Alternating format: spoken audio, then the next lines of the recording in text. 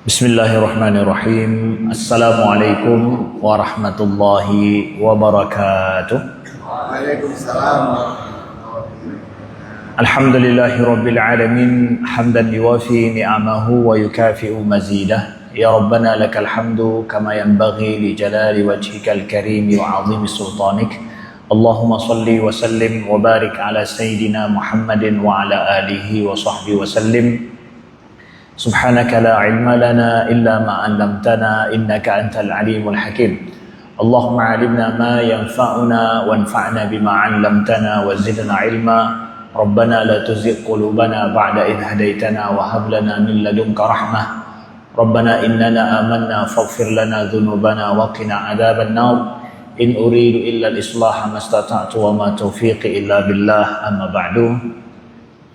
Alhamdulillah, segala puji bagi Allah, salawat dan salam senantiasa tercurahkan kepada baginda Rasulullah sallallahu alaihi wasallam, kepada keluarga beliau sekalian, kepada para sahabat, para tabi'in, tabi'in, wa man tabi'ahum bi ihsan ila yaumiddin. Alhamdulillah, dengan izin Allah sama-sama kita memulai hari yang penuh berkah ini dengan solat berjamaah di masjid, melaksanakan solat subuh bersama. Sama-sama kami mengajak kita i'tikaf di masjid, kemudian kita meniatkan untuk menunggu salat syuruk, dan sama-sama kita meniatkan untuk menuntut ilmu. InsyaAllah sejenak kesempatan kita berada di masjid ini Allah tuliskan bagian dari amal ibadah kita pada Allah Subhanahu wa taala. Penghormatan kami kepada pengurus Masjid Al-Ittihad, legenda wisata yang dimuliakan Allah, kemudian kepada tim Formasi 1 yang telah menggagas pertemuan kita dengan izin Allah Subhanahu wa taala sehingga kita bisa bersilaturahim pada subuh yang berbahagia ini. Ini merupakan yang kedua kali saya ke masjid ini, alhamdulillah ya. Saya setahun lalu ya pernah di sini di waktu maghrib, alhamdulillah. Dengan izin Allah kesemua kita berada dalam kesehatan iman dan jasad sehingga Allah pertemukan selalu dalam kebaikan. Amin ya rabbal alamin. Di subuh yang berbahagia ini, yang berkah ini, kami ingin menyampaikan tema kajian kita tentang ibrah iman dari Gaza, ya, ibrah iman dari Gaza atau ibrah iman dari Palestina. Menurut hemat kami, siapa hari ini yang pikirannya tidak tertuju tentang masalah yang dihadapi oleh saudara kita di Palestina, dia tidak sedang hidup saat ini. Dia tidak sedang sehat-sehat hidup saat ini. Kita ketahui bahwa Baitul Maqdis tersebut ketika datang Nabi SAW itu dikuasai oleh orang Romawi. Lalu pada masa Umar bin Khattab radhiyallahu an, Baitul Maqdis itu berhasil dibebaskan, dikuasai, jatuh pertama kali ke tangan umat Islam di bawah pimpinan seorang panglima Islam, sahabat Nabi, yaitu Abu Ubaidah bin Jarrah. Sehingga Baitul Maqdis itu pertama sekali terbuka dan umat Islam ya solat di sana. Tidak ada lagi kekuatan zalim, ya, kekuatan kufur yang berada di Baitul Maqdis dan sekitarnya. Lalu dalam sejarah kemudian Baitul Maqdis ini jatuh lagi di tangan orang salib setelah yaitu para pasukan salib setelah runtuhnya kejayaan Islam di masa Abbasiyah, runtuhnya Baghdad ya, maka jatuh di tangan orang-orang salib ya, atau kekuatan salib, kekuatan kufur. Lalu kemudian datang Salahuddin Al-Ayyubi yang membebaskan kedua kali Baitul Maqdis, sehingga tidak ada orang-orang kafir yang berbuat zalim di sana. Dan Baitul Maqdis itu orang-orang yang non-muslim sekalipun yang mereka diakui adalah tinggal di sana, mereka bisa bebas melaksanakan aktivitas mereka. Diakui keberadaan orang non-muslim, tapi tidak ada kekuatan zalim yang kufur yang menguasai itu berada di tangan umat Islam. Nah, yang ketiga kali, pada saat kita masih hidup saat ini, abad ini, Baitul Maqdis itu berada dalam kekuatan kufur orang-orang Zionis Israel. Yang kita tahu bagaimana mereka, agenda besar mereka adalah bagaimana meruntuhkan Masjidil Aqsa dan membangun Haikal Sulaiman. Itu agenda mereka. Dan kita hari ini menjadi saksi bahwa Baitul Maqdis masa kita hidup itu berada di tangan orang kafir lagi, di tangan kekuatan kufur. Maka pertanyaannya, apakah menjadi kewajiban umat Islam untuk supaya Baitul Maqdis itu bebas kembali, atau bukan kewajiban kita? Dalam sejarah kita ketahui bagaimana berhasil dibebaskan. Saat ini terjadi kembali. Maka kewajiban besar umat Islam juga secara umum, umat secara menyeluruh, itu adalah membebaskan Baitul Maqdis. Maka saudara kita di Palestina hari ini yang kita ketahui, ya, dalam sejarah perjuangan saudara kita di Palestina, kondisi hari ini adalah masuk dalam kondisi upaya kewajiban besar umat Islam dalam membebaskan Baitul Maqdis. Maka saudara kita di Palestina dan di Gaza telah melakukan kewajiban fardu kifayah sebagai perwakilan daripada umat Islam seluruh dunia. Saudaraku yang dimuliakan Allah, kita berada di titik ini, saudaraku. Kita berada di titik ini. Maka kita berdoa kepada Allah, ya, mudah-mudahan di masa abad ini, masa kita masih hidup, kita menyaksikan sejarah ketiga pembebasan Baitul Maqdis, saudaraku yang dimuliakan. Amin ya rabbal alamin. Maka dalam hal ini kami ingin sampaikan beberapa macam pertanyaan yang kami sering ditanyakan tentang masalah isu Palestina yang terjadi sudah 300 hari lebih, ya. 300 hari lebih perjuangan saudara kita di Palestina dan Gaza.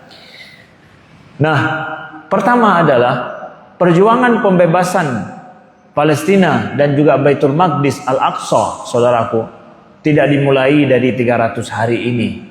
Tapi pembebasan ini telah dimulai sejak pada saat pertama sekali kekuatan Zionis datang membawa orang-orang Israel, orang-orang Yahudi untuk menjadikan Palestina itu sebagai negeri mereka dan mengusir orang-orang muslimin dari sana sejak dari awal abad 20. Terus terjadi, ya, tolak tarik dan naik turun perjuangan mereka terus terjadi sampai pada tahun 1967 ketika terjadinya perang yang disebut dengan Harbu Ayyam Sittah, perang 6 hari, di mana kekuatan muslimin negeri Arab semua berkumpul untuk, ya, menyerang Israel yang pada saat itu di backup kuat oleh Eropa dan juga oleh Amerika. Yang terjadi adalah kondisi saudara kita yang berperang pada saat itu melawan Israel, melawan kekuatan Zionis Israel, kalah telak. 6 hari kalah telak. Bahkan dataran Sinai yang merupakan kawasan daerah Mesir itu dikuasai oleh Israel. Kalah telak bangsa Arab, saudara kita muslimin di Arab. Bahkan Jamal Abdul Nasir pada saat itu sebagai presiden Mesir yang menggalang kekuatan Arab, pada saat itu akhirnya mundur jadi presiden karena kalah itu. Kondisi umat Islam terpuruk pada saat itu secara tren mendunia. Nah, mulai sejak 1967 tren Islam semakin hari semakin naik. Terjadinya perang Gaza hari ini pada saat tren Islam secara menyeluruh sedang naik. Maka kalau kita membaca sejarah Islam itu, kita nggak bisa melihat kepada tren hari ini saja. Persis seperti kita melihat grafik bursa efek, ya. Kita tidak bisa melihat hanya untuk hari ini saja, tapi lihat trennya berapa waktu yang dulu, kemudian kita bisa membaca kemudian tren ke depan akan seperti apa. Maka Islam pada masa ini kita sedang berada di masa Islam, tren Islam itu menanjak. Walaupun ya ada turun naik, tapi kalau kita baca dari awal sampai hari ini, dari tahun 70-an sampai hari ini, tren Islam itu tidak sedang turun, tapi tren Islam sedang naik dia. Buktinya apa, Ustaz? Buktinya kita lihat contoh di Indonesia saja. Tren keislaman di Indonesia itu sedang sangat sehat dan baik. Jangan lihat pada masalah politik saja, jangan. Tapi lihat pada sahwah, pada kesadaran umat terhadap Islam ini. Hari ini yang menjadi tren yang diikuti orang itu bukan artis lagi pada tahun 80-an, 20 pada tahun 2000. Artis-artis itu mungkin jadi tren. Hari ini para ustadz-ustadz yang jadi tren. Para ustadz-ustadz yang populer hari ini. Ya. Dulu penghafal Quran saja sulit untuk kita dapatkan. Hari ini yang jadi imam siapa? Mungkin bapak-bapak kami, ayah-ayah kami ini melihat bagaimana untuk cari imam saja pada masa bapak-bapak masih muda dulu, cari imam yang bagus hafalan Qurannya sulit, betul nggak? Tapi hari ini siapa? Anak-anak kita, imam-imam muda. Sekolah-sekolah hari ini orang akan nanya, ini ada hafal Quran nggak? Kalau ada hafal Qurannya, oke, saya mau anak saya di situ. Nggak ada hafal Qurannya, saya mau cari yang ada hafal Qurannya. Dulu pondok pesantren dianggap adalah yang masuk pondok pesantren itu anak-anak yang nakal, yang nggak bisa laku di pesantren, di sekolah lain, masukkan pondok pesantren. Hari ini orang berburu anaknya masuk di pondok pesantren. Dulu pada masa ayah-ayah kami saat ini masih muda, cari orang yang pakai jilbab saja itu sulit. Bahkan yang mahasiswi di kampus, ibu-ibu mungkin di kampus dulu malu pakai jilbab. Tapi hari ini justru para artis yang pakai jilbab, yang nggak pakai jilbab nggak laku, yang lakunya yang pakai jilbab. Yang beruang hari ini justru yang pakai jilbab, yang nggak pakai jilbab malah nggak laku. Tren Islam sedang naik menanjak. Itu di negeri kita, bukan di negeri kita saja, tapi seluruh dunia. Dulu kata orang pergi ke Amerika tahun 80-an, cari masjid itu susahnya minta ampun. Alhamdulillah kami sudah 3 kali ke Amerika. Kemarin pada bulan Ramadan yang terakhir kali kami pergi. Masjid di mana-mana, setiap kota kita pergi tinggal kita cari saja masjid near me, masjid di dekat dengan saya. Itu pilihannya banyak sekali, dari masjid besar sampai masjid kecil. Kota manapun kita pergi di Amerika, tenang saja masjid ada. Tenang saja, nggak ada istilahnya saya nggak jumpa masjid, nggak mungkin. Kemana kita pergi di Amerika, di Kanada juga, sudah 3 kali kami pergi ke Kanada juga, bahwa di mana-mana masjid, bahkan gereja diubah, dibeli menjadi masjid. Ya, saudara-saudara kita, alhamdulillah bahkan Indonesia punya beberapa masjid di Amerika. Masyarakat Muslim Indonesia membeli gereja, ada di Houston, Texas. Saya sudah pergi ke sana juga. Kemudian ada di di Maryland, ya, gereja dibeli menjadi masjid juga. Ada yang kita tahu juga di New York, ada juga, dan juga ada di Los Angeles yang Ramadan yang kemarin kami pergi di sana, yaitu Masjid At-Thahir yang dibeli oleh keluarga Erick Thohir, ya.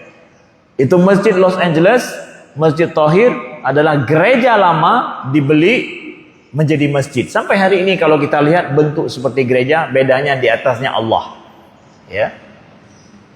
Begitu juga di Kanada, ya. Juga gereja dibeli menjadi masjid, ya. Oleh saudara kita muslimin dari Indonesia, dan banyak kemudian sekolah-sekolah Islam bertebaran di Amerika dan juga di Kanada. Begitu juga di Eropa. Nah, ya, bapak-bapak mungkin pernah pergi. Nah, apa yang ingin kami sampaikan, maka pada saat terjadinya perang Gaza hari ini, terjadinya perang Gaza pada saat tren Islam sedang bukan turun, tapi dia sedang naik, menanjak, meningkat. Ini menjadi sebuah indikator oleh para analis mengatakan bahwa perang Gaza ini kemenangan bagi umat Islam. Bisa terjadi perang ini karena tren Islam sedang menanjak naik baik di seluruh, sedang sehat di seluruh dunia. Makanya ketika terjadi perang hari ini, yang justru membela Islam bukan orang Islam lagi. Palestina hari ini bukan menjadi isu orang muslimin. Dulu Palestina itu identik itu isu orang muslimin. Hari ini bukan. Dia menjadi isu dunia, menjadi masalah kemanusiaan dunia. Ya. Bahkan yang membela Palestina orang Yahudi sendiri. Yang membela Palestina orang Eropa dan orang Amerika sendiri. Dan lebih unik lagi adalah yang membela Palestina hari ini anak-anak muda di Eropa dan juga di Amerika, kampus-kampus dunia ternama itu membela Palestina hari ini. Ini kemenangan daripada perjuangan saudara kita di Palestina dan perjuangan umat Islam. Makanya saya sampaikan di awal tadi, siapa yang hari ini tidak mau tahu tentang isu yang terjadi di Palestina, maka dia tidak sedang hidup hari ini. Dia tidak paham, tidak sadar apa yang terjadi, sebuah perubahan besar yang terjadi di dunia dan terjadi terhadap umat Islam itu. Maka kami ingin menjawab sekarang dengan beberapa ayat Al-Quran yang ditanyakan kepada kami tentang masalah isu Palestina itu sendiri. Ya. Pertama, itu sering orang menanyakan, ya, mengapa orang Palestina, ya, pejuang Palestina itu menyerang Israel? Ya, menyerang. Kenapa mereka mulai menyerang? Ya. Pada saat awal perang Gaza itu banyak yang bertanya seperti itu. Kalau seandainya mereka tidak menyerang, kan tidak akan terjadi korban seperti saat ini, kehancuran di Gaza seperti saat ini. Allah berfirman, ya, di dalam surat Al-Baqarah ayat 194, Asy-syahrul haramu bisyahril haram wal hurumatu qisas. Faman i'tada 'alaikum fa'tadu 'alaihi bimisli ma i'tada 'alaikum wattaqullaha wa'lamu annallaha ma'al muttaqin. Allah berfirman, oleh sebab itu siapa yang menyerang kamu, seranglah setimpal dengan serangannya terhadapmu. Bertakwalah kepada Allah dan ketahuilah bahwa Allah Maha bersama orang-orang yang bertakwa. Faman i'tada 'alaikum, siapa yang menyerangmu, siapa yang berbuat zalim kepadamu, maka seranglah balik terhadap mereka sebagaimana mereka menyerangmu dengan serangan yang setimpal. Di dalam Islam, ya, sunnatullah itu, ya, kalau seandainya seseorang berbuat zalim kepada kita, maka kita membela diri membalas atas kezaliman mereka, maka itu adalah unsur dan merupakan prinsip keadilan. Saudara kita di Palestina, siapa bilang mereka tidak diserang? Sudah berapa lama mereka, ya, kehidupan mereka diembargo dan dipersulit. Semakin hari saudara kita di Palestina bukannya semakin mudah hidup mereka, semakin sulit terus menerus.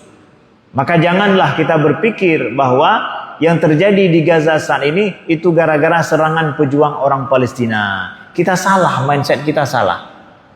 Sejak berdirinya negara Israel 1949-48, itu adalah mulai pertama Israel Zionis itu mulai menyerang dan terus-menerus mencaplok tanah saudara kita di Palestina. Ya, secara zalim dan membabi buta. Itu harus kita pahami. Maka Allah mengakui, laula daf'ullahi nasa ba'dahum bi ba'd, ya, lahuddimat sawami'. Maka kalau seandainya Allah tidak menolak kezaliman suatu kaum dengan kaum yang lain, maka akan terjadi kehancuran di bumi ini.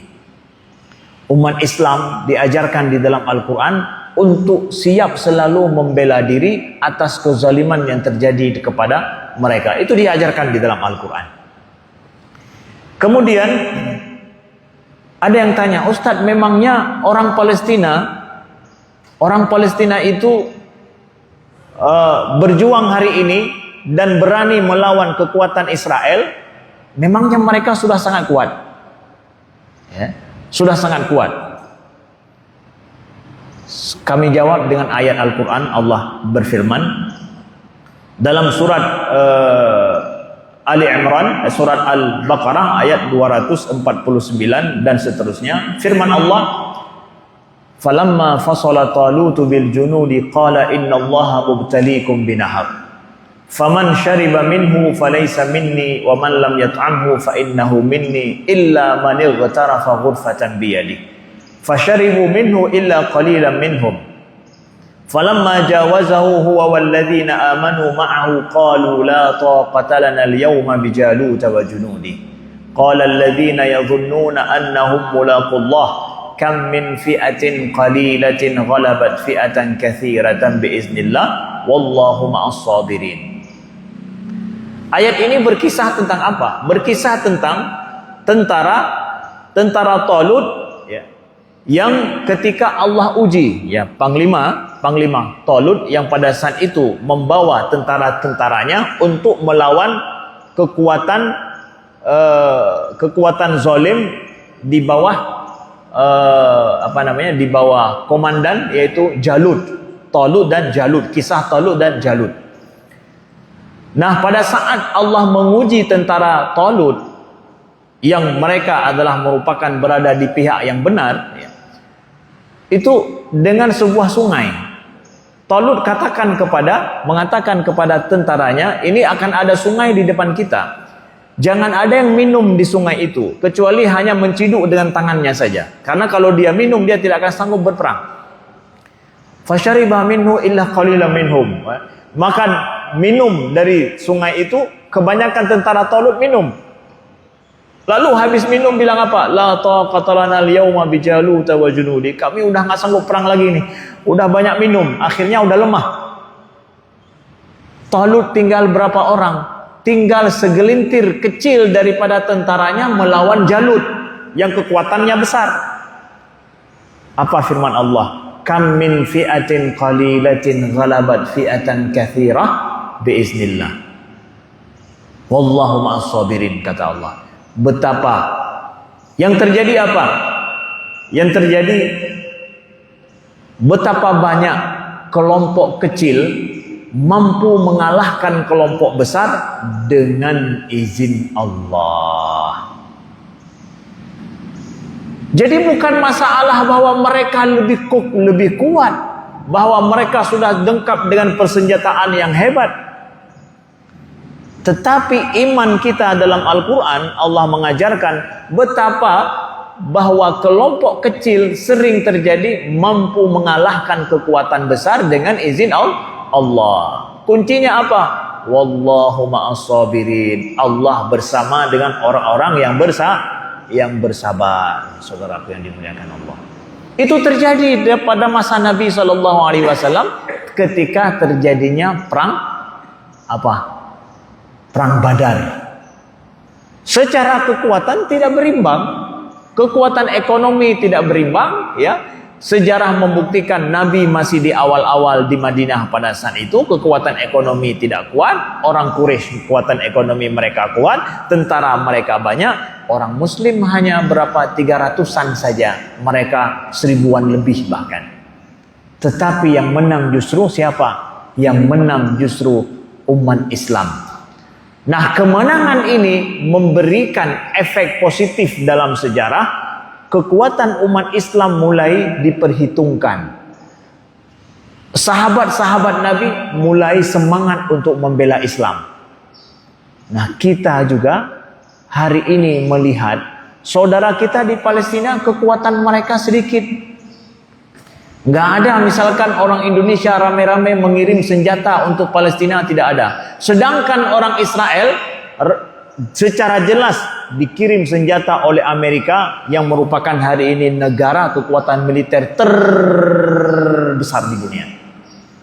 Bayangkan itu, nggak bisa terbayangkan loh. Negara kecil, bukan negara, bahkan Palestina itu tidak lengkap kita katakan menjadi sebuah negara dengan kekuatan yang mereka miliki. Ya, hanya kelompok kecil umat Islam melawan kekuatan militer yang sangat kuat pada abad ini. Nggak mungkin kalau kita pikirkan, kalau bukan dengan kekuatan iman. Kalau bukan dengan kekuatan iman. Dan jangan kita picik pikiran kita, mana mungkin, itu nggak mungkin bisa menang. Al-Quran mengajarkan kita, kam min fi'atin qalilatin ghalabat fi'atan katsirah. Betapa banyak terjadi kelompok kecil itu mengalahkan kelompok yang besar, kekuatan yang besar dengan izin Allah. Tetapi biiznillah, bukan biizni Biden, bukan juga biizni Netanyahu, tidak juga biizni Eropa, tidak ada. Tapi biiznillah. Ini yang berperang kelompok kecil ini bersabar tidak? Kemudian mencari ridho Allah tidak?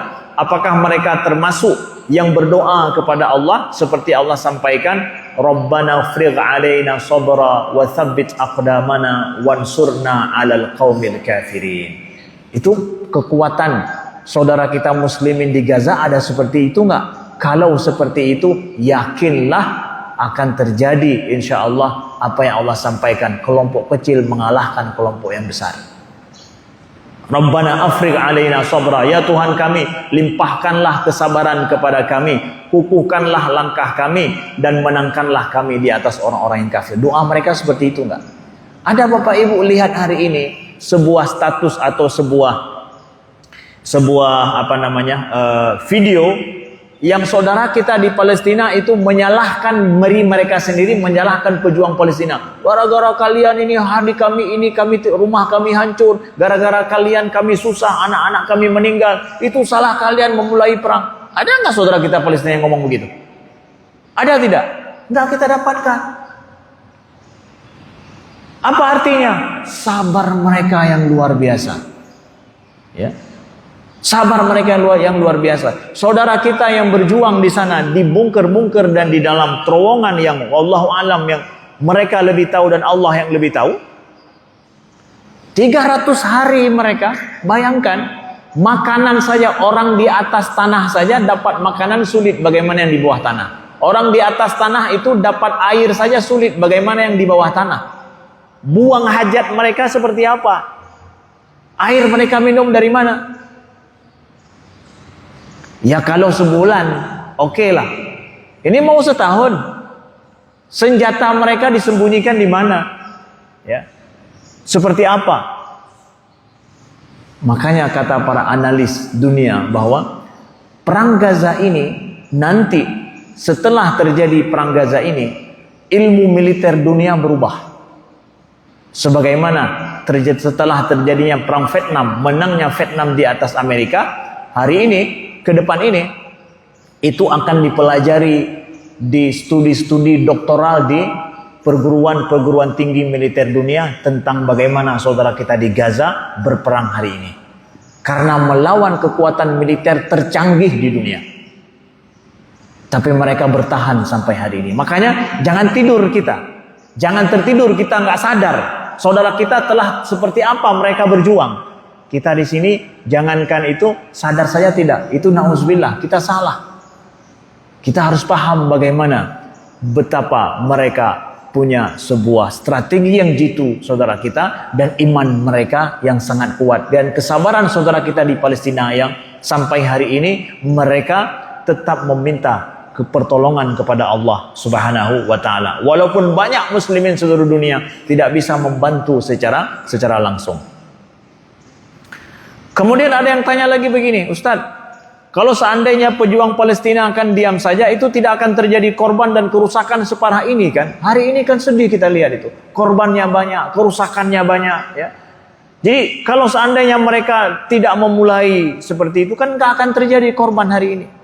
Nah, baik, kita jawab dengan ayat Allah dalam Al-Quran surat Ali Imran ayat 156.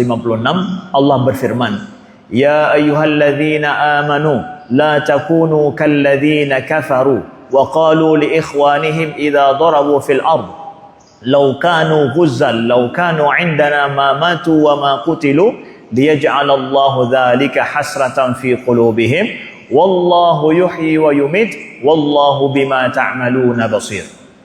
Wahai orang-orang yang beriman, janganlah seperti orang-orang kufur dan berbicara tentang saudara-saudaranya. Apabila mereka mengadakan perjalanan di bumi atau berperang, mereka bilang apa? Seandainya mereka tetap bersama kami, tentulah mereka tidak akan mati dan tidak terbunuh. Allah membiarkan mereka bersikap demikian karena Allah hendak menjadikan itu kelak sebagai penyesalan di hati mereka. Orang-orang kafir dulu, ya, Allah sampaikan dalam Al-Quran, ketika terjadi perang, Maka mereka bilang, coba kalau mereka tidak berperang, kan tidak akan terjadi demikian. Tidak akan mati mereka. Mereka tidak akan banyak korban. Kalau mereka duduk saja seperti kita, yang nggak akan terjadi demikian. Allah katakan, hai orang-orang yang beriman, jangan kalian ngomong seperti itu. Wallahu yuhyi wa yumit. Allah lah yang menghidupkan, Allah lah yang mematikan. Wallahu bima ta'maluna basir. Allah mengetahui apa yang kalian kerjakan. Jadi orang-orang kafir setelah melakukan sebuah perbuatan, mereka menyesal atas perbuatan itu. Orang mukmin enggak demikian. Mereka mencari takdir Allah yang terbaik. Allah menghidupkan, Allah mematikan, dan Allah yang menolong di dalam segala perjuangan hidup. Orang mukmin demikian. Wala in qutiltum fi sabilillah aw muttum lamaghfiratum minallahi wa rahmatun khairum mimma yajma'un, kata Allah. Sungguh jika kamu gugur di jalan Allah atau mati, pastilah ampunan Allah dan rahmatnya lebih baik bagimu daripada harta yang mereka kumpulkan. Lihat itu Allah ajarkan seperti apa. Saudara kita di Palestina yang syahid mereka insya Allah, semua mereka syahid fi sabilillah. Ya, yang berjuang atau mereka yang dibom oleh Israel secara ganas lebih daripada 40.000 saudara kita yang sudah syahid. Mereka insya Allah berada dalam ampunan Allah. Mereka husnul khatimah. Ya. Mereka husnul khatimah insya Allah. Wala in mutum aw qultitum la ilallahi tuhsyarun. Jika kamu mati atau gugur, pastilah Allah akan mengumpulkan kamu kembali. Mereka dapat keampunan daripada Allah. Justru kita ini yang hari ini masih mengumpulkan harta, kita nggak tahu gimana juntrungan kita, gimana akhir kita ini. Jangan kita berpikir bahwa ya kita lebih baik ya di sini daripada mereka. Ibrah kita bukan masalah hidup kita loh, tapi meninggal kita, mati kita nanti gimana? Karena kita hidup kita sampai akhirat. Saudara kita di Palestina, insya Allah husnul khatimah, gugur syahid fi sabilillah. Kehidupan mereka telah mereka akhiri dengan husnul khatimah. Fisabilillah, dengan kesabaran mereka. Tidak mengeluh masalah yang terjadi dengan mereka. Tidak menyalahkan siapa-siapa. Bersabar mereka sampai hari ini. Jadi, janganlah kita berpikir bahwa ya kalau mereka diam saja kan nggak ada korban separah ini. Orang muslim nggak ngomong demikian. Ya, mereka berdoa mendapatkan keampunan dari Allah. Mereka minta supaya di husnul khatimah, syahid di jalan Allah. Allah anugerahkan kepada saudara kita di Palestina syuhada syahid di jalan Allah. Saudaraku yang dimuliakan Allah. Nah, maka dari sini para ahli pakar dunia kami ingin sampaikan melihat bahwa sebuah perang itu tidak dinilai daripada jumlah korban. Ya. Atau kerusakan yang muncul, tapi apa? Efek besar yang timbul setelah itu apa? Ya, efek besar yang timbul setelah itu apa? Itu yang akan dinilai. Hari ini, Bapak dan Ibu yang dimuliakan Allah, Israel ini berada pada titik paling lemah atau titik paling kuat. Hari ini nih, sampai detik ini, Israel itu dalam sejarahnya berada di titik lemah atau titik paling kuat. Kira-kira apa? 1 juta lebih penduduk Israel keluar dari Israel. Itu dengan pengakuan statistik Israel yang tidak dipublish secara umum. 1 juta balik kembali ke negaranya. Jadi penduduk Israel itu unik, aneh. Semua penduduk Israel itu punya 2 paspor. Paspor Israel 1, paspor negeri asalnya 1. Kalau dari Rusia punya paspor Rusia, dari Eropa punya paspor Eropa, berbagai macam negaranya, Inggris kah, dari Prancis kah, ya, kemudian dari Belgia dan macam-macam. Ya. Begitu juga yang dari Amerika punya 2 paspor. Nah, pada saat negara Israel terancam, mereka tidak nyaman tinggal di sana, mereka gelombang balik, ya. Balik arus kembali ke negerinya itu berbondong-bondong, 1 juta lebih loh. Padahal kekuatan Israel itu, negara pendudukan Israel, kekuatannya adalah dengan cara mengajak orang-orang Yahudi seluruh dunia setiap tahun supaya hijrah ke Palestina. untuk membangun kekuatan. Kekuatan mereka dalam hijrah orang Yahudi dari Eropa, dari Amerika ke tempat mereka. Tetapi hari ini dengan perang ini kebalikan yang terjadi. Ramai-ramai meninggalkan Israel. Satu. Kemudian yang terjadi lagi apa? Yang terjadi hari ini tidak ada lagi orang yang mau servis untuk servis militer. Jadi berkhidmah untuk militer, masuk militer tidak ada.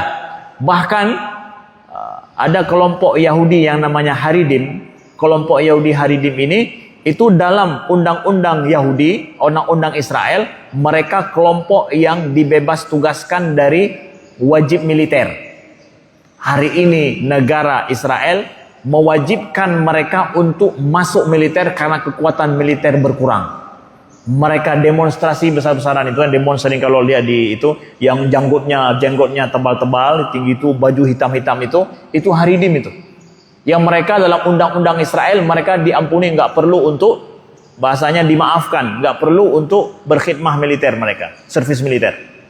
Hari ini dipaksa mereka semua berdemonstrasi tidak mau untuk itu. Kenapa? Karena kekuatan, karena pasukan militer semakin hari semakin berkurang. Yang sudah pernah servis militer sebulan nggak mau balik lagi. Kekuatan militer mereka melemah. Kemudian isu Palestina kemudian menjadi isu dunia.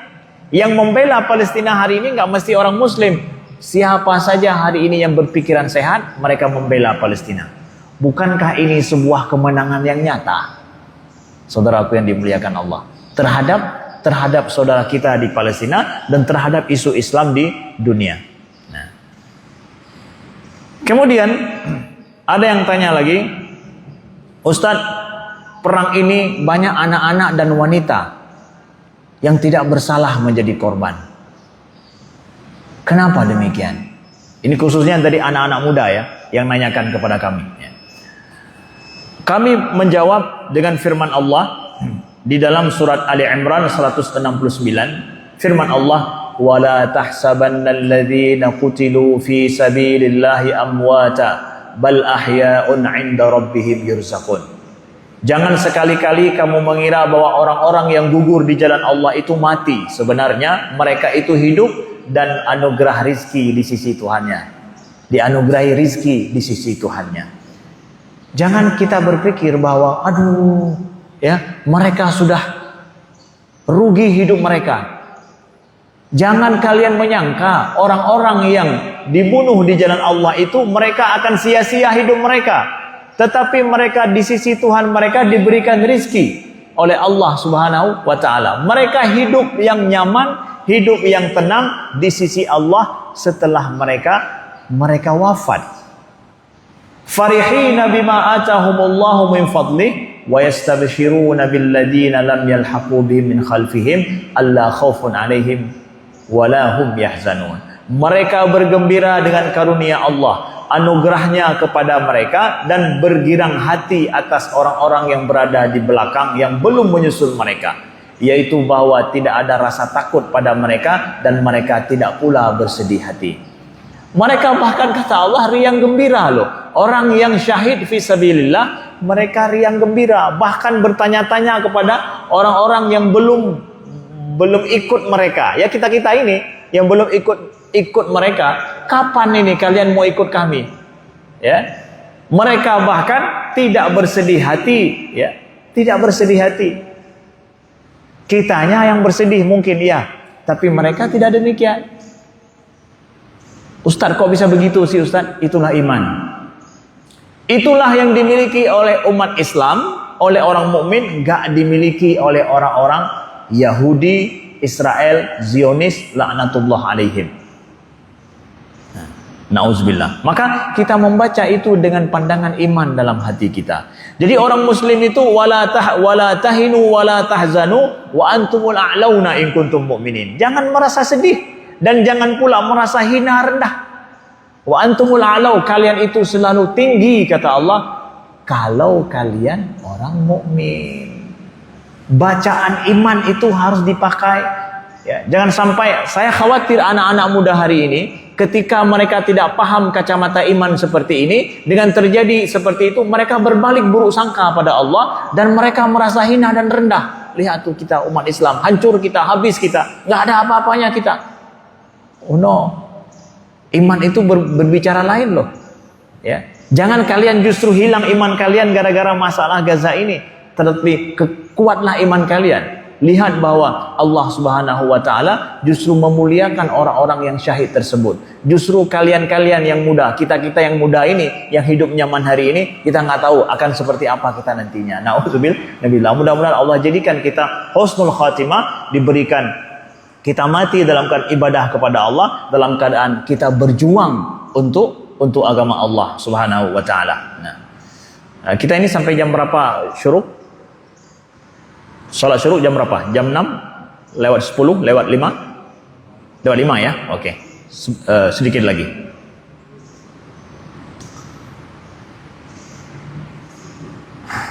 Nah, kemudian Ustadz, dalam perang ini banyak terjadi orang harus mengungsi dan kelaparan. Ya. Mengungsi dan kelaparan. Gimana itu? Ya. Kami jawab dengan firman Allah Subhanahu wa taala di dalam surat Ali Imran juga. Allah berfirman, fastajaba lahum rabbuhum anni la udhi'u 'amala 'amilin minkum min dzakarin aw untha ba'dukum min ba'd.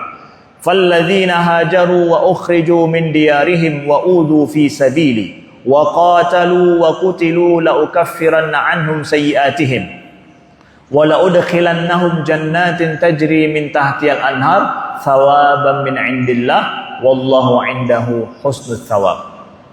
Maka orang-orang yang berhijrah dan diusir dari kampung halamannya, disakiti di jalan Allah, berperang dan terbunuh, pasti akan aku hapus kesalahan mereka dan pasti aku masukkan mereka ke dalam surga yang mengalir di bawahnya sungai-sungai sebagai pahala daripada Allah.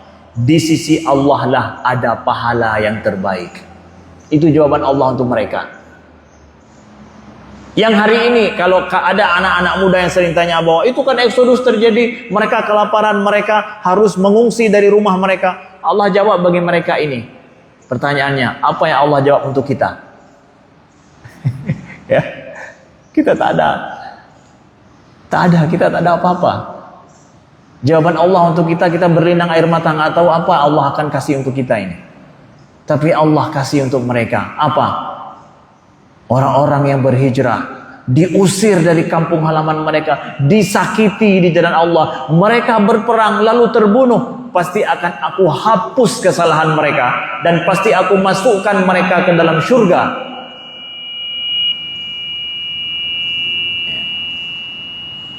Yang mengalir di bawahnya sungai. Itu jawaban Allah untuk mereka. Maka positiflah. Jangan, saya khawatir. Kenapa saya jawab ini, saya bawa topik ini? Masalah anak muda hari ini ketika mereka melihat kondisi perang Gaza, ada yang mereka trauma atau mereka hilang imannya hanya gara-gara itu. Mereka nggak mampu membaca itu dengan kacamata iman. Ya. Saudaraku yang dimuliakan Allah. La yaghurrannaka taqallubul ladzina kafaru fil bilad mata'un qalil thumma ma'wahum jahannam wa bi'sal mihad. Kalian hari ini anak-anak muda, kawan-kawan muda yang melihat bahwa orang-orang kafir itu hebat secara ekonomi, banyak yang sukses, yang kaya raya itu orang-orang orang-orang kafir, ya.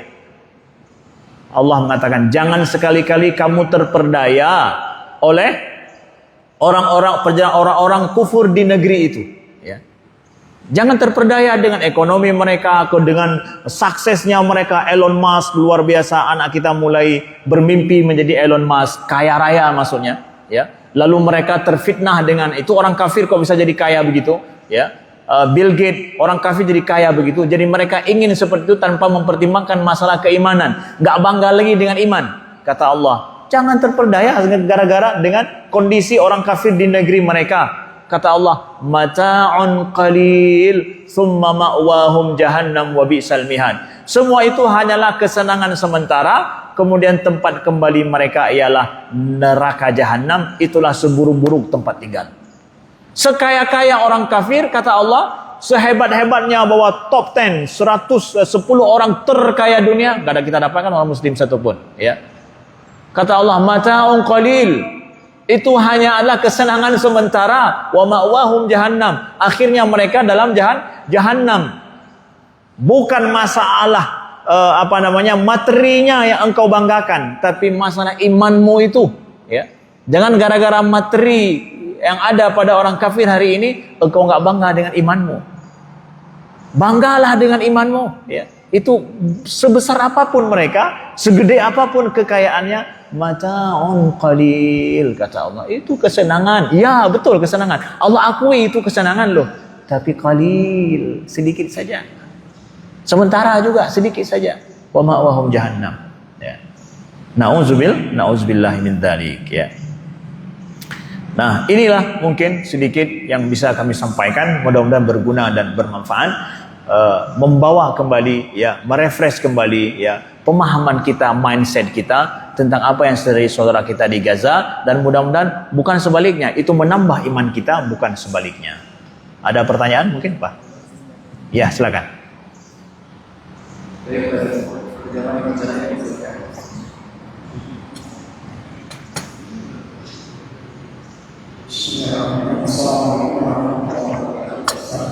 Assalamualaikum.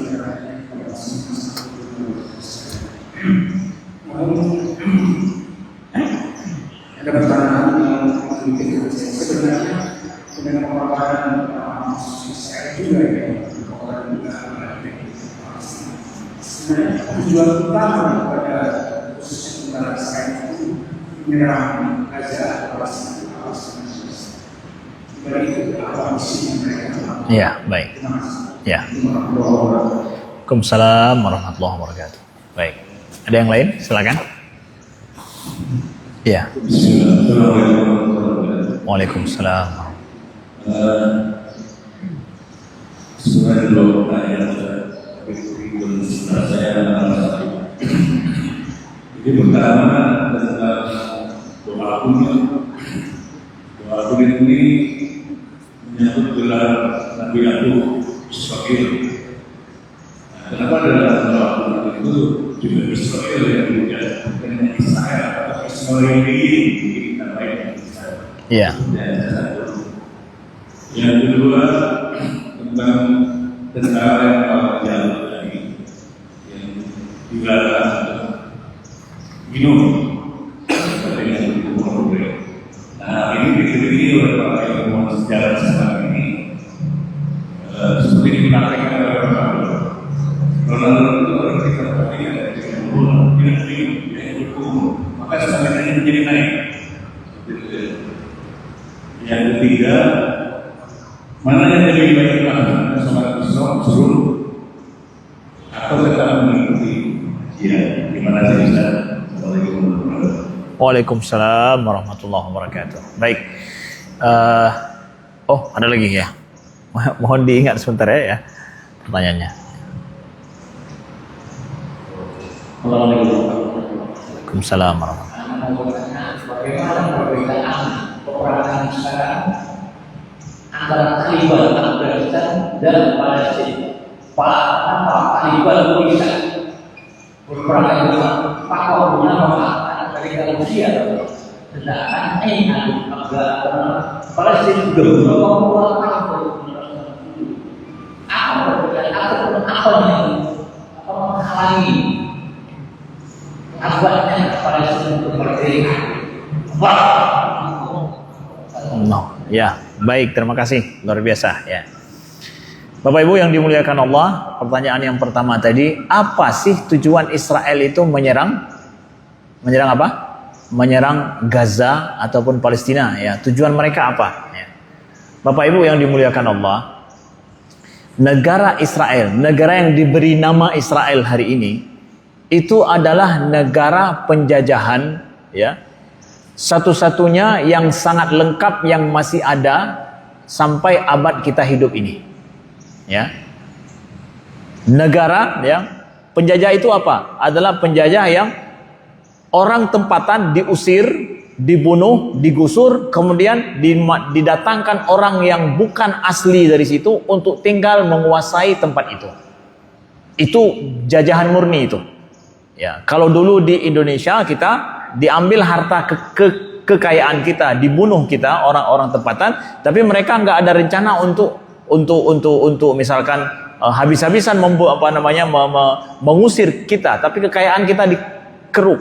Tapi ini enggak.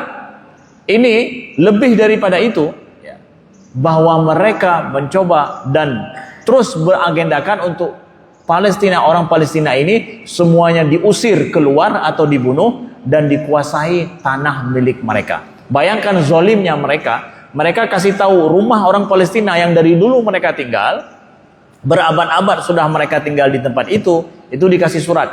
Bapak, hari ini sebulan lagi rumah ini akan kami gusur, ini perkampungan ini akan kami hilangkan. Silakan menyelamatkan diri dari sekarang. Diberikan surat oleh Israel di kampung kita. Bayangkan ini kampung legenda wisata, jadi misalkan 1 bulan lagi akan digusur nih. Ya, dikasih tahu dulu. Ini sebulan lagi, ini legenda wisata akan di bumi hanguskan, akan digusur, maka selamatkan diri. Kami udah kasih tahu baik-baik ya. Ketika 1 pekan lagi, kasih tahu lagi bahwa ini 1 pekan lagi akan digusur ya. Masih tidak mau juga, Bapak masih bertahan. Dibawalah bulldozer itu, beko itu semua itu, diambil, ya, kemudian digusur semua, di bumi hanguskan, dibangun kemudian perumahan khusus untuk orang Yahudi. Bapak, Ibu dan semuanya silahkan cari tempat sendiri, mengungsi kemana yang bisa. Kemudian tinggal mereka kasih plang nama Yahudi semua, plus pokoknya nggak ada lagi namanya legenda wisata, nggak ada lagi situs-situs apapun, dihilangkan semua, semuanya diganti menjadi pemukiman Yahudi. Begitulah setiap hari, setiap waktu, sebelum perang itu terjadi terus begitu. Makanya negara Palestina bukan semakin besar, semakin kecil. Hanya 10% Bapak. 10% lagi tanah Palestina tinggal. Di situ mereka bertahan. Gaza menjadi penjara terbesar dunia dengan dibuatnya tembok tuh yang kita tahu itu. Ditembok semuanya yang berhubungan yang langsung bertetanggaan dengan pemukim-pemukim Yahudi itu. Bayangkan itu, Bapak akan bilang apa itu? Apakah zalim yang gak sempurna rukunnya itu? Kezaliman yang itu yang dihadapi saudara kita setiap saat, setiap waktu. Ya, itu agenda mereka, menguasai Aqsa dan menguasai semua tanah Palestina, dan di backup oleh Amerika dan juga Eropa. Kenapa Amerika dan Eropa? Itu adalah kekuatan kolonialis di dunia, ya, Amerika dan juga Eropa hari ini. Dan mereka supaya bisa menguasai umat Islam dengan mampu menjadi Israel itu kuat, menguasai tengah-tengah kekuatan umat Islam. Makanya menjadi sentral sekali perjuangan orang Palestina itu adalah bukan masalah Israel loh, masalah peradaban Amerika dan Eropa hari ini. Mereka melawan peradaban yang jahat itu. Ya. Selanjutnya pertanyaan tentang masalah Ustadz, itu kan dalam kunut nazilah itu didoakan untuk Israel. Israel itu kan nama Nabi Yakub ya. Kok didoakan untuk Israel? Nah, hari ini orang tahu tidak kalau Israel itu Nabi Yakub atau Israel itu sebuah negara? Kalau orang bilang nih, Israel, Bapak akan pikir apa itu? Nabi Yakub atau Bapak pikir itu sebuah negara jahat di Timur Tengah? Hah? Coba tanya semua orang aja. Israel, mikirnya apa? Bukan Nabi Yakubnya, tapi nah, itu maksudnya. Jadi Israel yang didoakan hari ini itu adalah negara dan itu dipahami oleh semua orang hari ini. Jadi bukan mendoakan kejahatan untuk Nabi Yakub, tidak. Ya, tidak tentunya. Dan merekalah yang jahat mengambil nama Nabi Yakub yang mulia menjadi sebuah negara. Sehingga hari ini orang nggak memahami itu Nabi Yakub, tapi pemahaman itu adalah jadi sebuah negara yang jahat dan otoriter yang ada di dunia ini. Ya, yang mudah-mudahan insya Allah sebentar lagi akan lenyap dan kita menjadi saksi mata mereka akan lenyap. Makanya masalah Israel hari ini bukan masalah gencatan senjata loh. Kapan berakhirnya perang? Bapak jangan berpikir hari ini kapan berakhir perang, bukan. Kapan berakhir Israel? Itu yang pejuang Palestina hari ini tunggu. Mereka bukan, kami jangan, kalau bisa jangan berperang lagi. Mereka nunggu berakhirnya Israel loh. Israel semakin sempoyongan hari ini. Titik paling lemah dalam sejarah Israel hari inilah. Supaya kita tahu semua, adik-adik semua. Insya Allah mata kita diberkahi Allah, kita melihat Israel itu runtuh seperti runtuhnya Afsel dulu Afrika Selatan, kekuatan di Afrika Selatan. Insya Allah. Kemudian apa lagi tadi? Ya? Enggak. Apa? Pertanyaan beliau tadi tentang salat syuruk lebih baik atau kita ikut kajian Ustaz? Atau dengar kajian ya? Salat syuruk itu ini sekarang sudah masuk salat syuruk ya, pas salat syuruk. Ikut kajian atau salat syuruk sesuai dengan kebutuhan. Kalau kita melihat bahwa saya merasa manfaat dari apa yang saya dengar, saya nggak pernah tahu tentang itu, memberikan pemahaman baik terhadap iman saya, maka ikutilah dulu kajian salat syuruk kemudian.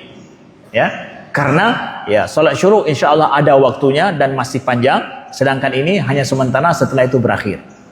Ya, begitu. Kalau harus memilih, ya. Tapi kalau nggak ada pilihan, harus keluar terus, saya harus pergi kerja terus, salat syuruk baru keluar. Nah, insya Allah dapat dua-duanya. Ya, kalau sabar sedikit lagi, dapat dua-duanya insya Allah. Ya. Jadi ke haji kita dapat, umrah dapat, Palestina juga dapat. Nah, jadi sudah komplit jadinya kan, umrah plus gitu. Ya. Terus yang satu lagi dari Bapak tadi, apa bedanya ya peperangan Afghanistan dengan peperangan di Palestina? Kenapa Palestina lama kelarnya? Ya, bagus Bapak mengingatkan kita kepada Afghanistan. Pejuang Afghanistan ujungnya menang tidak? Hah? Pejuang kita, pejuang muslimin Afghanistan itu akhirnya menang tidak? Kita jadi saksi nyata kan? Bagaimana tentara Amerika terakhir angkat kaki dari Afghanistan hari ini. Kita semua lihat itu. Siapa tentara terakhir yang mengangkat kaki dari sana? Ya. Kita ingat wajahnya, kita ingat bentuknya, rupanya. Karena apa? Kesabaran pejuang-pejuang di Afghanistan. Orang-orang pribumi muslim yang bersabar dalam perjuangan mereka. Kita lihat itu. Dan insya Allah, makanya saya katakan tren Islam itu sedang naik di seluruh dunia. Afghanistan sudah akhirnya menang. Maka kita akan lihat juga nanti PM Israel terakhir, kemudian juga Panglima Israel terakhir, kita akan tahu namanya siapa. Maka hafal namanya baik-baik. Biar Bapak jangan, ini yang terakhir siapa ini? Ya, insya Allah Netanyahu itu jadi PM Israel yang terakhir, setelah itu tidak ada lagi. Insya Allah kita akan menyaksikan itu. Nah, apa bedanya Ustaz? Bedanya adalah Israel didukung kuat oleh kekuatan Barat semuanya sampai hari ini, secara militer dan secara semuanya. Sedangkan Muslimin Palestina nggak ada yang mendukung mereka secara militer, secara asli langsung. Padahal kewajiban kita, kalau Bapak tahu, kewajiban kita adalah justru bukan cuma kirim obat saja dan makanan, termasuk adalah mengirim senjata untuk saudara kita di Palestina. Itu bukan kata-kata saya, tapi kata para ahli dan pakar muslimin di dunia. Mengirim senjata untuk saudara kita di Palestina itu kewajiban kita. Siapa bilang mereka tidak zalim? Siapa orang yang masih sehat di dunia ini nggak mengatakan bahwa Israel itu kekuatan zalim, super zalim hari ini? Siapa yang bilang nggak? Karena lemahnya umat Islam di sekelilingnya dan termasuk kita di sini tidak mampu membackup mereka secara politik dan secara kekuatan militer, itulah menjadikan terlambat mereka dan terjadinya korban yang banyak hari ini. Bagian daripada kesalahan kita. Na'udzubillah. Maka kata para pakar dunia, negara-negara yang hari ini diam tidak membantu Palestina secara politik dan kenegaraan, mereka adalah pengkhianat. Sedangkan negara-negara yang membantu Palestina secara nyata, langsung atau tidak langsung, mereka lah yang berada di jalan sejarah yang benar, akan dikenang dunia nantinya suatu saat. Amin ya rabbal alamin. Mudah-mudahan Allah ampuni kita semua. Allah berikan kemenangan untuk saudara kita di Gaza. Allah ampuni para syuhada mereka dan diberikan kepada mereka husnul khatimah, dan Allah berikan kemenangan bagi umat Islam seluruh dunia. Allah mansurhum ala a'daihim ya rabbal alamin. Allahumma ya munzilal kitab, mujriyas sahab, hazimal ahzab, ihzimil yahuda wa man awanahum ajma'in. Allahumma ihzimhum wa zalzilhum ya rabbal alamin. Allahumma shattit syamlahum wa farriq jam'ahum waj'alid da'irata alaihim ya qawiyyu ya matin. Wa sallallahu ala sayyidina Muhammadin walhamdulillahi rabbil alamin. Wassalamu alaikum warahmatullahi wabarakatuh.